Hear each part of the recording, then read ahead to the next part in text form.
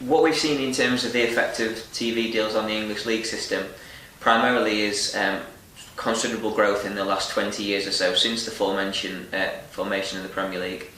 Now what that's meant is that clubs at the top end of the game, and in particular the top end of the English Premier League, have increased their revenue streams substantially through the money from Sky, Sky B originally, then Sky Sports and BT Sports more recently.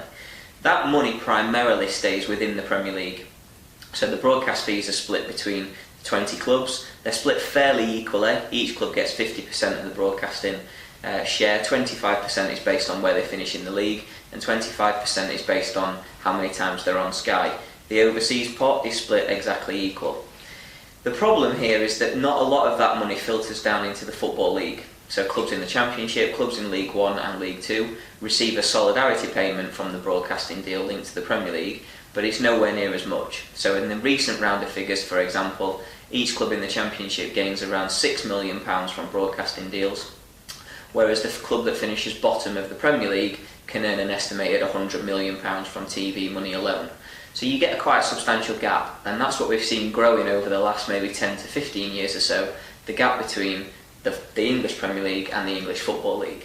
And that's not good from a competition point of view, in the sense that it's difficult for those clubs in the Championship to get into the Premier League and then subsequently stay there. And even then, within the Premier League, the clubs at the top are becoming more dominant. The top six will remain the top six under the current cycles, and whenever that broadcasting money is so high, we would expect that to continue.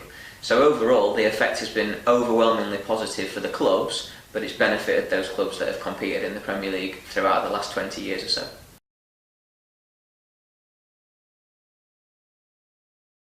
So if we look at the inflated value of recent transfer fees in the past couple of windows, what we're seeing here is general inflation over time, which is to be expected, but also in line with the money that's been coming into the game, primarily in the Premier League but also in Europe through the big TV deals. We're seeing some of that money being spent on player transfers in the first instance, and then more importantly player wages. So it's not just the transfer fee that a club is paying, it's also the amount that they have to then attribute to that player over the course of the contract. The other interesting factor here, of course, in terms of the inflation deals is the Neymar deal, which took Neymar from Barcelona to Paris Saint-Germain for around €220 million. Now that deal inflated the market a little bit, but nobody really ever expected any club, including PSG, to come in and pay that release clause for Neymar, which is what Barcelona set in his contract. Once that deal has gone through, we've then seen a little bit more inflation in the middle range of the market. So for example, a player that was perhaps valued at around £30 to £40 million pre-Neymar, we're now looking at figures around £60, £70 million. So I think some of the inflation really has been caused in that middle sector of the market.